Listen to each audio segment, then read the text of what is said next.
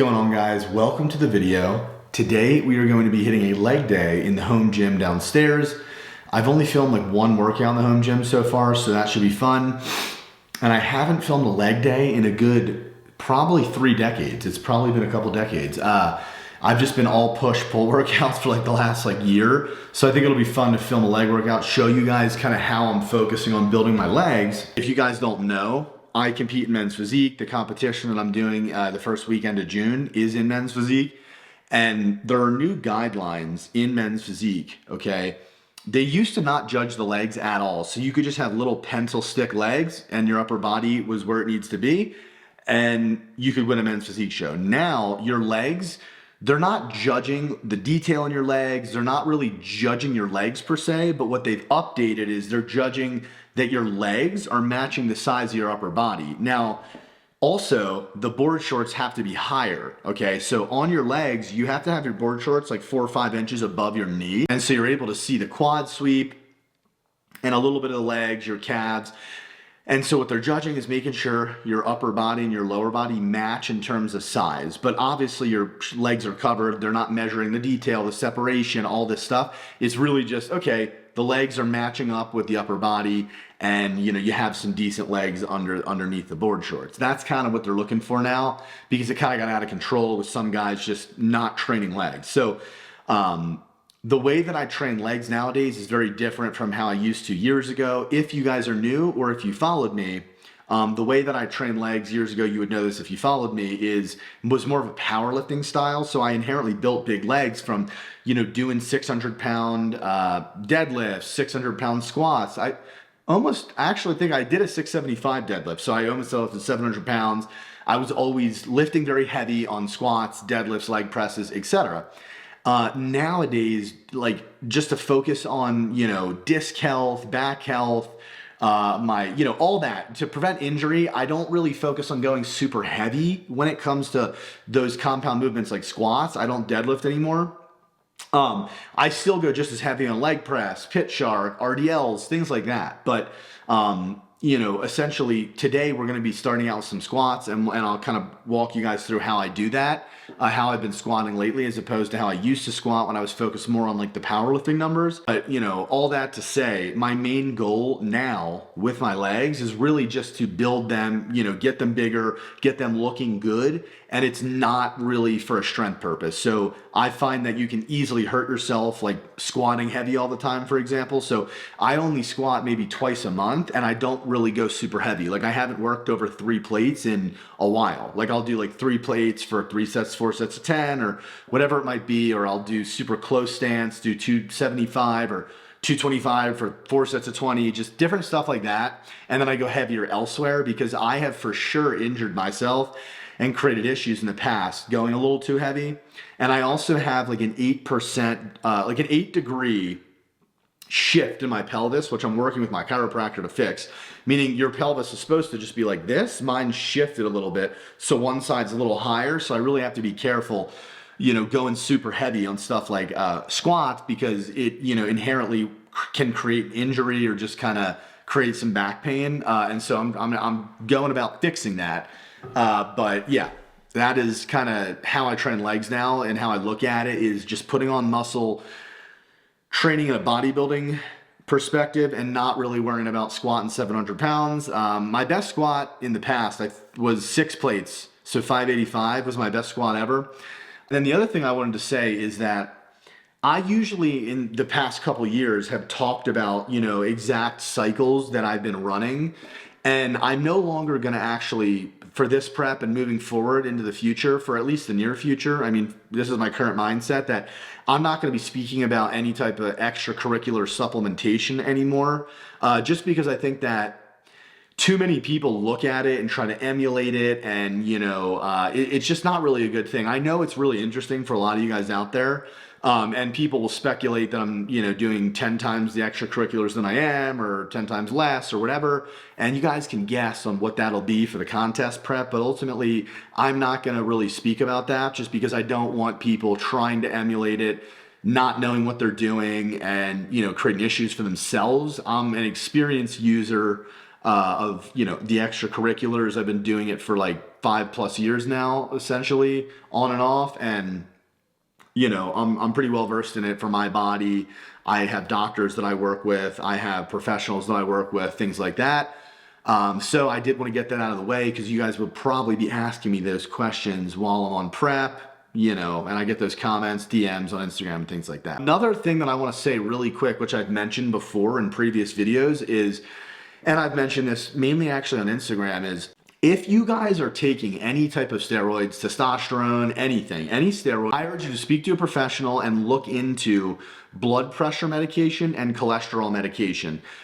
For me personally, this has been a huge benefit, you know, utilizing blood pressure and cholesterol medication since I went down, you know, the journey of the dark side. And some of the biggest negative effects of taking gear is essentially, you know, stiffening your arteries, you know, right, creating high blood pressure, hurting your kidneys. So essentially your heart and your kidneys are like the two biggest organs that I see affected by gear users, whether people are ending up with heart attacks or kidney failures or whatever it might be. That, you know, your liver can regenerate itself if you don't like absolutely decimate it. So that's an organ that'll like regenerate. Like even alcoholics who've been alcoholics for decades end up regenerating their liver a lot of the time. Sometimes they don't, they go into cirrhosis. It's terrible. But what I'm saying is, you know, you really want to be focusing on protecting your organs. And so blood pressure and cholesterol medication for me and for other people that I've seen have been able to do that, because when you're taking gear, right, you're going to increase your blood pressure to some degree with 95% of the steroids that you take. It's going to basically increase blood pressure. It creates more water retention in your body, which increases blood pressure, increases stress on your heart, and just in general, having high testosterone levels increases blood pressure. It's also bad for your cholesterol. When you take steroids, it increases your bad cholesterol and decreases your good cholesterol. So if you're going to do it, you might as well essentially try and combat the you know, those negative effects by taking medications. Now, this is not medical advice. I'm just saying I think you should speak to a medical professional and look into these things on your own. I personally am prescribed ezetimibe for my cholesterol medication, and then I also take telmisartan for my blood pressure medication. Those are the things that I personally use, and they help me tremendously keep my blood pressure and cholesterol in check, even while I'm on cycles. So yeah, something you guys should really think about and look into, because what happens is when you have high blood pressure, okay, it's bad for your arteries, and your heart can create like enlarged heart, can create, you know, blood clots, stiffening of the arteries. And then also when you have high cholesterol, that also stiffens your arteries and creates issues like that. You know, and then the other part of that is with the blood pressure, it's not only bad for your heart, but it's also bad for your kidneys, because what happens is when you have high blood pressure, the blood is flowing through your kidneys at such a fast rate that it actually breaks down the little filters in your kidneys. So your kidneys are basically made up of like a shitload of little tiny filters, and when the blood pressure is basically firing through your kidneys like a fire hydrant, if you have really high blood pressure, it breaks down the you know, those filters over time, and so it impairs your kidney function. And you know, that is what then causes the kidney issues. And your kidneys are an organ that they can regenerate to a degree, but if you really damage your kidneys, they just continue to get worse and worse. There's not much you can do.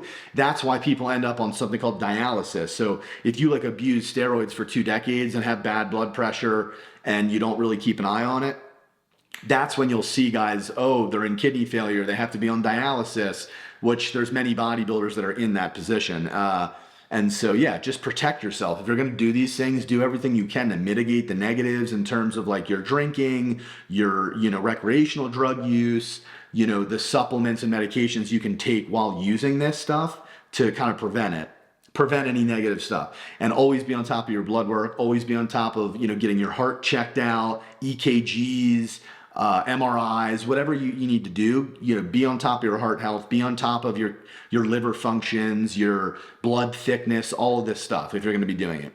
If you're interested in one-on-one coaching, go to the link below, fill out my questionnaire, and we can talk. I'm going to go train legs downstairs, so we're going to get into the workout, going to go through the whole thing with you guys. I don't have a ton of equipment downstairs. So you guys will see what a workout can look like also with minimal equipment, but also getting a maximal effect out of the workout. So let's go hit that workout. And yeah, if you guys have questions, comments, want to see certain things in, the coming videos, comment down below and we'll try to make it happen. Without further ado, let's go train. All right, so I just completely warmed up before the workout. I did some foam rolling for my legs, my butt, and my back. What I do is I just kind of roll around on my legs, like over my quads, hamstrings, my butt, any areas that feel tight and tense, and then I kind of roll out that specific area. And then I kind of just really stretch out my back a lot, stretch heavily backwards while I'm on the foam roller. And then I just did a little bit of jump squats. And I also hung on the pull-up bar for a couple sets, like 20, 30 seconds, just to decompress my spine, warm up for the squats we're about to do. So I'm gonna start with 1 plate on the warm-up, and then we're gonna work up to 2 plates. Then we're gonna go to 3 plates, and the working sets and reps today are gonna basically be 3 sets of 8 to 10 reps on 3 plates. Again, the goal is focusing on quality reps, going nice and slow, not like heavily ricocheting out of the hole, keeping constant tension on the legs. And so, yeah, that's what the goal is today. So let's get into it. Let's go have some fun with some squats, AKA get fucked.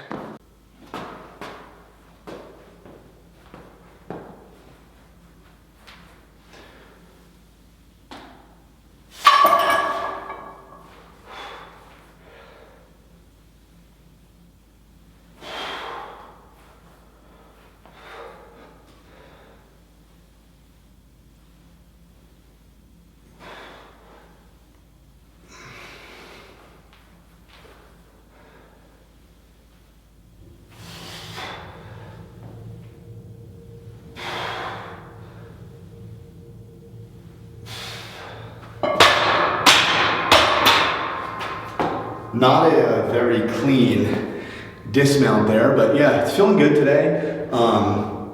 Let's work up to 2. All right, folks, we got the 2 wheels on the bar right here. You can take my word for it, you can't see it, but we do. And essentially, what I wanted to mention is I see people all the time doing like 3 sets of 10 with half their working weight before they do their actual working sets. And what I always recommend is when you're warming up with the actual weight on the bar, you should warm up fairly quickly, right? Meaning just do a couple warm-up sets. You shouldn't be fatiguing yourself at all. You should already be warmed up from your pre-workout warm-up, doing a couple minutes on the treadmill, stretching your body, doing some air, squats, getting blood flow in the body. But you don't want to over-warm up with the weight on. This is really just so your central nervous system can get used to the movement, and you can essentially make sure you don't have any tweaks in the body and just make sure it's feeling right as, before you really start going up. But I see people, they overkill their warm-up sets. So just keep that in mind next time you're training. We're gonna do just 5 right here for the last warm-up. Again, nice controlled, slow, take it easy.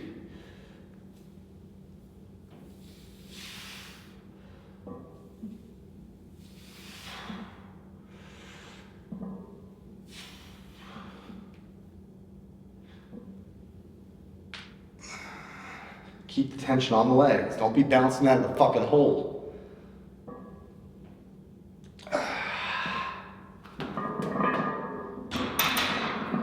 All right, first working set with 3 plates for 8 to 10. See how she's feeling today. All right, let's take it easy now. It ain't light. Ain't as light as I want it to be.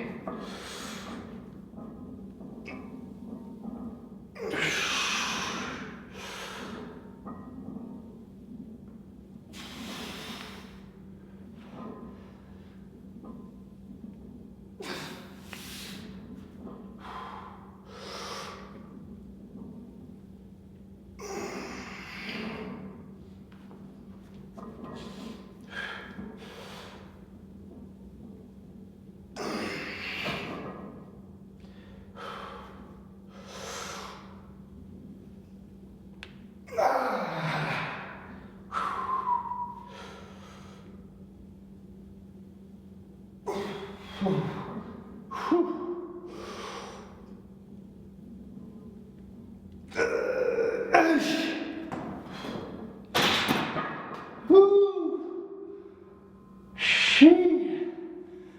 right.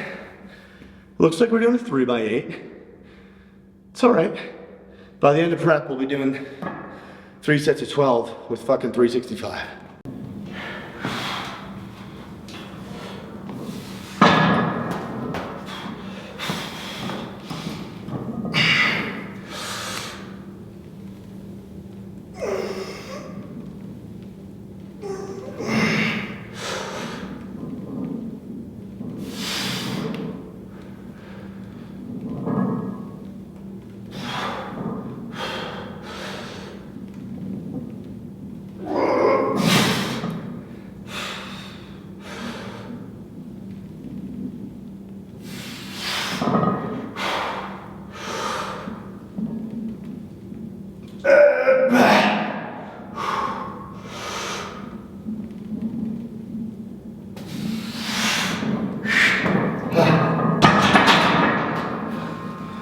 So, if you guys can notice, I'm essentially either pausing or just making sure I'm not ricocheting the weight up, you know, while I'm doing each rep.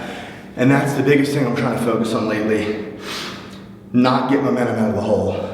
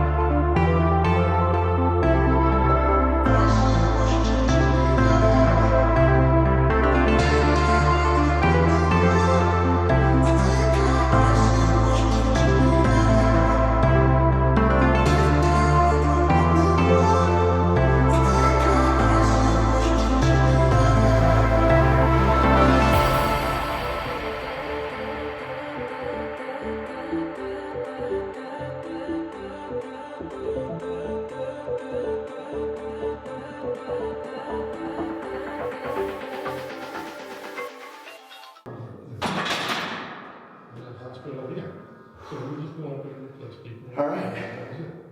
So we got 3x8 done. Now we're gonna do a set of 2 plates for 15 reps. When I fucking recover in a second here. Brutal. All right, last set of squats, and then we're moving over to RDLs. And so for this set, I'm gonna do 15 reps, just 1 set, 2 plates, kind of like a little burnout set. Took the belt off. It's just so crazy to me, like, you know, the difference, like I've kind of mentioned it already in the video, I think, but the difference in like how my legs feel, how my like lumbar feels, how everything feels after I do squats and the way that I just did them, rather than like actually springing out of a hole where you're losing tension. Like if you're keeping tension throughout the movement on your entire squat, it's just a game changer for leg growth. Like my legs are bigger than they've ever been right now. I'm legitimately lifting half the weight than I used to lift at certain times. So anyways, let's do this last fun set.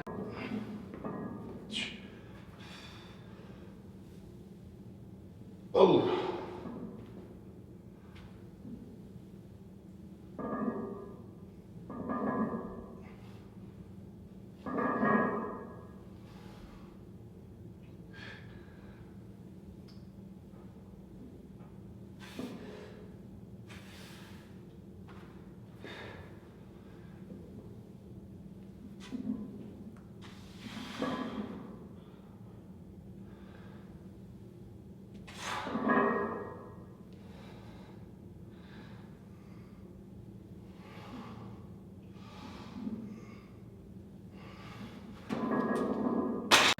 All right, guys. Ooh, yeah, it hurts to sit down.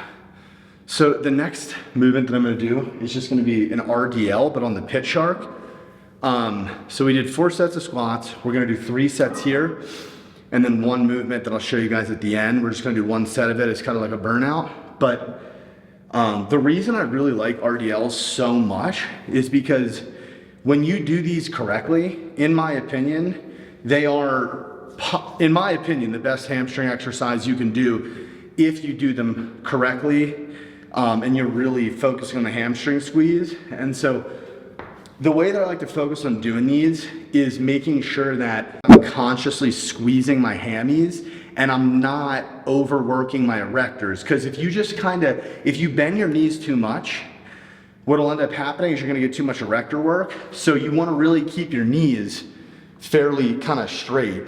Not too like straight, but just above lockout. So you don't want them locked, you want them just above lockout. And then you're gonna come all the way down and squeeze. But if you bend the knees too much, then you're really ending up doing more of a like a deadlift. So you have to keep your knees just above being completely locked, and then keep your back completely straight. And you're just gonna come all the way down as far as you can, stretch the hammies, and then pull it back up, squeezing in your hammies. The whole time you're squeezing the hammies. All right, motherfucker, squeeze the hammies. It's fairly simple, you know, how to do these movements and stuff. It's easy to explain, but to actually get good at this stuff, you have to watch videos like this, watch people doing the movement, watch people that are smarter than me and better than me too, show you guys how to do these movements. And like when you hear like a little thing, you pick up on like, oh shit, okay, yeah, I have to keep my back straight. I'm bending my back too much. I'm not feeling it in my hamstrings. It's those little tips. And you just have to keep working, getting better, film your movements. And really bodybuilding is all about feel, all about squeezing. And obviously you have to lift heavy. You have to go heavy, you have to push it, you know, hard, obviously. But it's really all about the squeeze and growing muscle, not just throwing weight around to throw weight around like in powerlifting, which I still do at times. Because the powerlifter in me, I don't think it's completely gone away. Oh yeah, I feel the squats.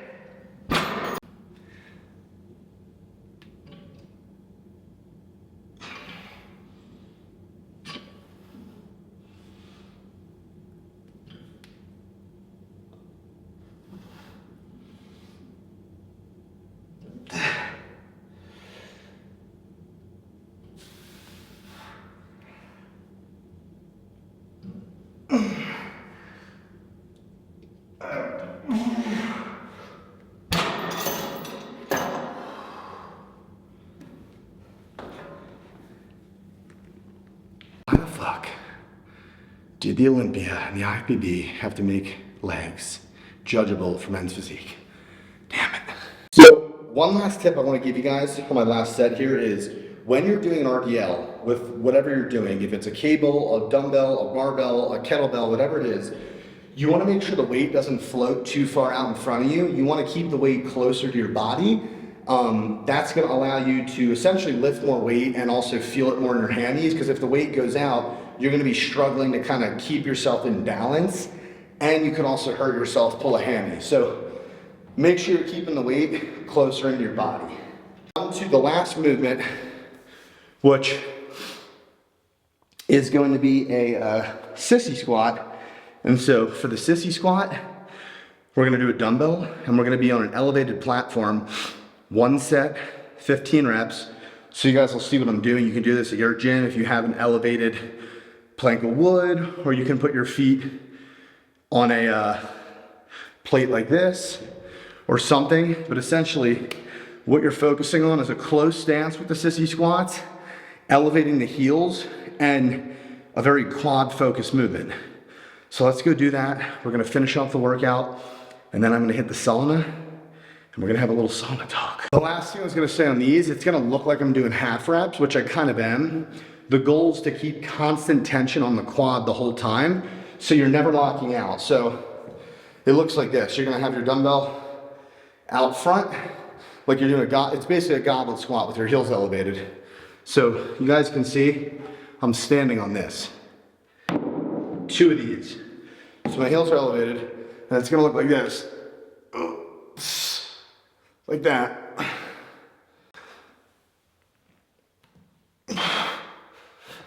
Constant tension.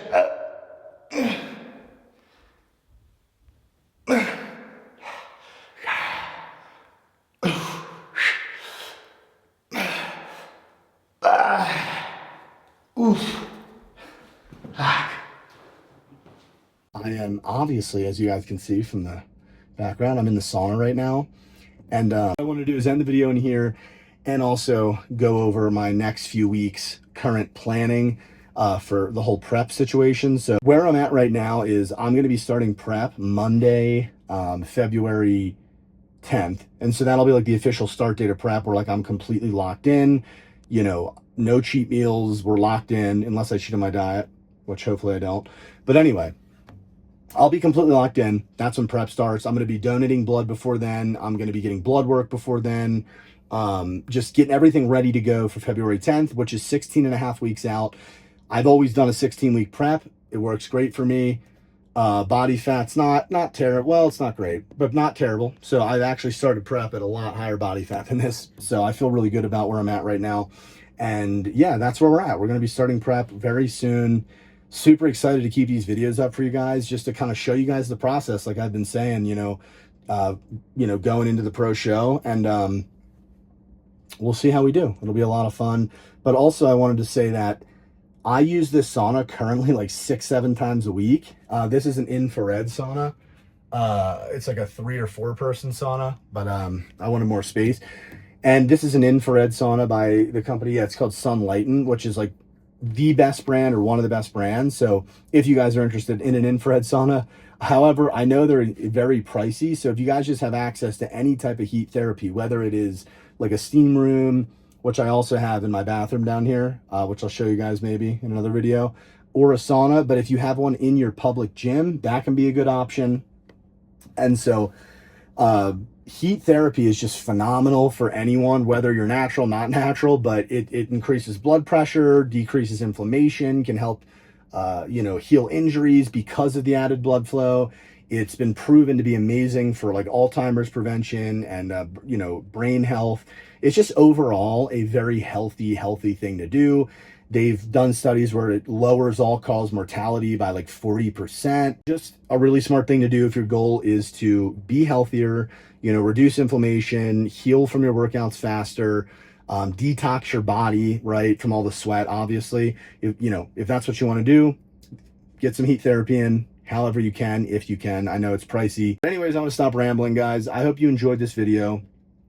And we are going to end it here, and I will see you guys in the next video. Go get yourself some heat therapy if you can, and see you guys in the next one.